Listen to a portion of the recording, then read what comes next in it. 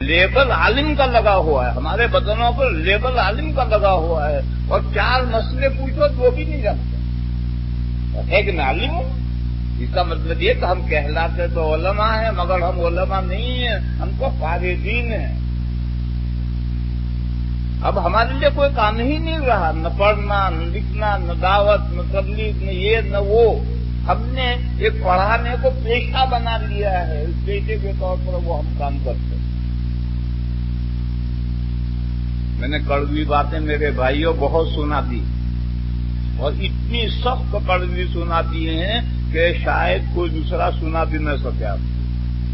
اتنی سخت کڑوی باتیں میں نے سنائی ہیں، اس امید پر سنائی ہے کہ یہی زمین زرخیز ہے ساقی، یہی زمین زرخیز ہے ساقی، مگر کب ذرا نم ہو. یہی زمین زرخیز ہے ساقی، مگر کب زرخیز ہے ذرا نم ہو. میں چاہتا ہوں یہ زمین ذرا نم ہو تو اسی میں سے سونا اگے گا. یہی سب کچھ کریں گے تو آپ حضرات کو نم کرنے کے لیے ہماری جو اپنی کمیاں ہیں وہ کمیاں جب تک ہم نہیں جانیں گے اور کمر ہمت کس کر کے عمل کے لیے تیار نہیں ہوں گے، نتیجہ ظاہر نہیں ہوگا. نتیجہ اسی وقت ظاہر ہوگا جب صورت کا حال بدلے. تو اس لیے میرے بھائیوں میں نے شروع سے کہا تھا کہ میں بات کہاں سے شروع کروں. یہاں آ جاؤ بھائی،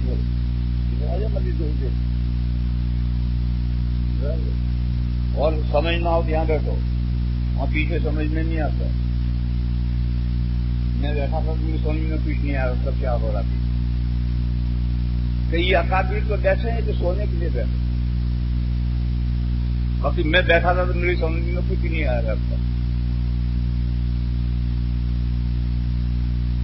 دیکھو بھائیو، میں ایسا ہی منہ پھٹ ہوں. ان بڑوں کے بارے میں جب اتنی بات سب کو کہتا ہوں تو آپ کو کہوں تو آپ کیوں ناراض ہوں؟ میں تو منہ پھٹ ہوں. دیکھو اتنے بڑے بڑوں کے بارے میں کیسی بات کہہ دی. تو آپ حضرات کو جو سخت باتیں میں نے کہی ہیں آپ حضرات ناراض نہ ہوں. یہ زمین بڑی زرخیز ہے ساتھی، اگر یہ نم ہو جائے تو آپ کو نم کرنے کے لیے میں نے یہ سارے باتیں کہی ہیں. اب آگے چلو.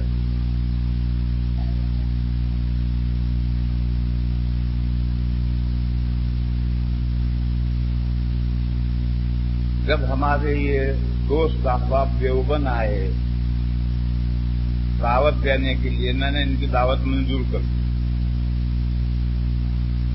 اور میں نے ان سے ایک درخواست کی کہ غیر مقلدین کیا مسائل چھیڑتے ہیں اور لوگوں کو پریشان کرتے ہیں، ذرا اس کی ایک یادداشت مجھے بھیج دی جائے تاکہ میں اس کی روشنی میں کوئی گفتگو کروں.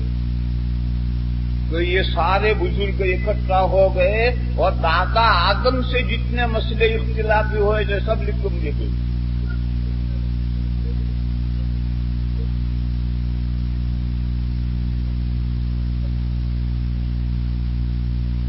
3-4 سبوں میں لمبے یہ مسئلہ ہو مطلب وہ سب کتابیں لکھی جا چکی، وہ سب مسئلے مجھے لکھ کر بھیج دیے. ارے میں نے کہا ایک تو اس سے تو زیادہ میں جانتا ہوں، میں تو ترمذی پڑھاتا ہوں اور کتنے اختلافی مسئلے ہیں سب جانتا ہوں.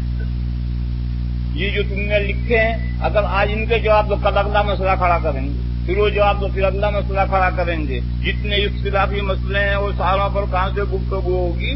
صرف ایک مسئلہ اجماعی ہے، باقی ہر مسئلہ اختلافی.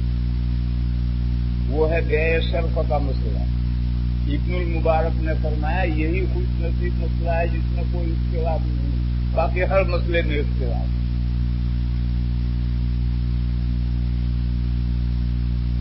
میرے بھائیو اصل سمجھنے کی بات یہ ہے کہ اس فرقے کے ساتھ ہمارا جو اختلاف ہے یہ مسائل کا اختلاف نہیں ہے، اصول کا اختلاف. اور ہم اس غلط فہمی میں پڑے ہوئے ہیں کہ ہمارا ان کا مسائل کا اختلاف ہے. مسائل کا اختلاف ہی نہیں ہے. مسائل کا اختلاف ائمہ اربعہ کے درمیان میں ہمیشہ پہلے دن سے اور آج تک ہے، اور ائمہ اربعہ نے یہ اختلاف پیدا نہیں کیا ہے. 80% مسائل کا اختلاف صحابہ کے زمانے سے آ رہا ہے. یہ جتنے موٹے موٹے مشہور مسائل ہیں ان میں صحابہ میں اختلاف تھا. پھر ائمہ مجتہدین کا دور آیا تو کسی نے اس رائے کو اپنا لیا، کسی نے اس رائے کو اپنا لیا. ائمہ نے یہ اختلاف پیدا نہیں کیا ہے، یہ اختلاف تو 80% صحابہ کے زمانے سے چلے آ رہے ہیں. 20% وہ ائمہ میں اختلاف. وہ کون سے مسائل ہے؟ استنباطی. پھر ان میں بھی علتوں میں اختلاف ہو گئے تو مسائل میں اختلاف ہونا. مثلا ربا کی حدیث ہے، 6 چیزوں میں حضور نے فرمایا کہ ربا ہے. اس میں علت کیا؟ علت میں اختلاف ہوگا. اختلاف ہوا تو مسائل میں اختلاف ہوگا. حدیث میں ثابت ہے کہ شفیع کو شفیع کا حق ہے. شفا کی علت کیا ہے؟ علت میں اختلاف ہو گیا تو شفیع کون کون ہے اس میں اختلاف ہو جائے گا. تو یہ 20% مسائل وہ ہیں جو منصوص ہیں اور ان کی علت میں اختلاف ہوا ہے تو تفریعات میں اختلاف ہوا. باقی تمام مسائل میں اختلافات صحابہ کے زمانے سے چلے آ رہے ہیں. آپ کتابیں اٹھا کر پڑھیں، ہر مسئلہ اختلافی صحابہ کے زمانے سے چلا آ رہا ہے. پھر جب مجتہدین کا دور آیا تو جس کی سمجھ میں یہ رائے آئی اس نے یہ رائے لے لی، جس کی سمجھ میں دوسری رائے آئی اس نے دوسری رائے لی، اور ہر ایک کے پاس میں ترجیح کے دلائل ہیں. ہر ایک کے پاس میں ترجیح کے دلائل ہیں کہ اس نے یہ رائے کیوں لی اور اس نے یہ رائے کیوں لی. ہر ایک کے پاس دلائل ہیں. باقی یہ اختلاف ائمہ کا پیدا کیا ہوا نہیں ہے، یہ تو صحابہ سے اختلاف چلا آ رہا ہے. اور حدیث ہے، سنو، نبی پاک صلی اللہ تعالی علیہ وسلم نے فرمایا اختلاف اصحابی رحمت لامتی. میرے صحابہ کے درمیان میں جو اختلافات ہوئے ہوں، چاہے کوئی اختلاف ہو، میرے صحابہ کے درمیان میں جو اختلافات ہوں گے چاہے کوئی اختلاف ہو، وہ میری امت کے لیے رحمت ہے. یہ جو مسائل میں صحابہ میں اختلاف ہوئے ہیں یہ امت کے لیے رحمت ہے.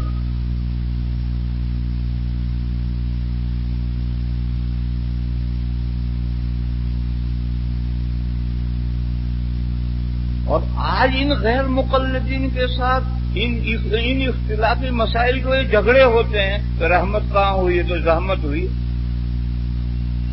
جب آپس میں نزاعات اور جھگڑے ہیں تو رحمت کہاں ہوئی؟ تو زحمت ہوئی. اور اللہ کے رسول فرما رہے ہیں کہ میرے صحابہ کی اختلافات میری امت کے لیے رحمت ہیں. اس کی مثال کہاں ہے؟ 4 ائمہ کے درمیان میں اختلافات ہیں اور وہ الحمدللہ امت کے لیے رحمت ہے. ان میں کوئی جھگڑا نہیں.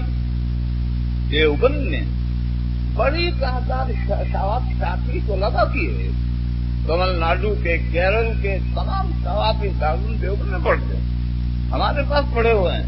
پڑھنے کے زمانے میں بھی ہمارے تعلقات ہیں، آج بھی ہمارے ان کے تعلقات ہیں. ہم برابر ان کے علاقوں میں جاتے ہیں، وعظ کہتے ہیں.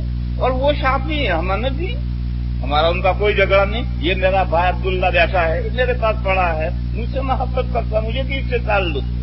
یہ شافعی ہے. تو بھائی شافعی میں میرا تیرا کیا جھگڑا؟ تو میرا، ہم دونوں دوست ہیں. آج بھی ہمارے اس سے گہرے مراسم اس کے ساتھ. مالکی طلبا ہے. ہندوستان میں تو مالکی نہیں ہے. سودان میں سے، ادھر سے مالکی طلبا دیوبند میں آتے ہیں، ہمارے پاس پڑھتے ہیں اور ہمارے ان سے بہت گہرے مراسم ہیں. وہ مالکی مانے بھی ہیں، کیا جھگڑا ہمارا ان سے؟ ہم بلی طالب علم بھی آتے ہیں، بہت کم. غرض یہ 4 ائمہ کے درمیان میں کوئی نزاع اور کوئی جھگڑا نہیں. اور آپس کے مسائل کا اختلاف وہ رحمت ہے. رحمت کیسے ہے؟ سنو، رحمت کیسے ہے؟ ہندوستان آزاد ہوا، 2 ملک بن گئے، انتقال آبادی ہوئی، یہاں کے لوگ ادھر گئے، ادھر کے یہاں آئے. اس درمیان میں ہزاروں آدمی گم ہو گئے. کہاں گئے معلوم نہیں. اس وقت حضرت تھانوی قدس سرور نے تمام ہندوستان کے علماء سے مشورے کے ساتھ ان شوہروں کی جن کے جو شوہر گم ہو گئے ان کی بیویاں کیا کریں، ہندوستان ہو گیا، اسلامی ملک نہیں رہا، ان عورتوں کو کون کھلائے پلائے، ان نوجوان لڑکیاں تھیں وہ گناہ سے کیسے محفوظ رہیں؟ تو حضرت تھانوی قدس سرور نے پورے ہندوستان کے علماء سے مشورہ کر کے امام مالک علیہ الرحمہ کے مذہب میں جو گنجائش تھی وہ گنجائش فقہ حنفی میں لے لی اور آج پورے ہندوستان میں اسی پر عمل ہو رہا ہے۔ امام مالک کا قول تھا تو ہمیں گنجائش ملی، ان کا قول نہ ہوتا تو ہم کیا کرتے؟ آج مسئلہ ہے کہ اگر باہر دنیا کا کوئی آدمی مکے میں جانا چاہتا ہے تو میقات سے احرام باندھ کر آگے بڑھنا ہے، اس کے بغیر اگر آگے کوئی بڑھے گا دم واجب ہوگا۔ اب ٹیکسیوں والے مکہ سے جدہ 4 مرتبہ پیسنجر لے کر جاتے ہیں، 4 مرتبہ آتے ہیں روز۔ یہ قول کے مطابق جدہ میقات سے باہر ہے، تب یہ ٹیکسیوں والے بیچارے کتنے عمرے کے احرام باندھیں گے؟ اور ایک ڈرائیور اور ایک تاجر روزانہ مدینہ شریف جاتا ہے اور شام کو لوٹ آتا ہے، فجر سے پہلے چلتا ہے پیسنجروں کو لے کر، ظہر کی نماز میں پہنچ جاتا ہے، ظہر بعد چلتا ہے، عشاء کے بعد 12 بجے پہنچ جاتا ہے۔ اب روز بیچارے اپ ڈاؤن کرتے ہیں، یہ کتنے احرام باندھیں گے عمرے کے؟ حضرت امام شافعی علیہ الرحمہ کے یہاں یہ گنجائش ہے کہ اگر آفاقی کو یعنی میقات سے باہر رہنے والے کو مکہ جانا ہے حج کرنے کے لیے یا عمرہ کرنے کے لیے تو میقات سے احرام باندھنا واجب ہے، لیکن حج یا عمرہ کرنے نہیں جا رہا، تجارت کے لیے جا رہا، دوستوں سے ملنے کے لیے جا رہا ہے تو عمرے کا احرام باندھنا مستحب ہے، سنت ہے، ضروری نہیں ہے۔ اگر نہیں باندھے گا تو دم نہیں۔ آج وہاں کے رہنے والے سب جک مار کر کے امام شافعی علیہ الرحمہ کے قول پر عمل کرتے ہیں، اس کے بغیر کوئی چارہ ہی لوگوں کے لیے نہیں۔ تو حضرت امام شافعی علیہ الرحمہ کا یہ قول تھا تو ہمارے لیے آسانی ہوئی، یہ قول نہ ہوتا تو ہم کیا کرتے؟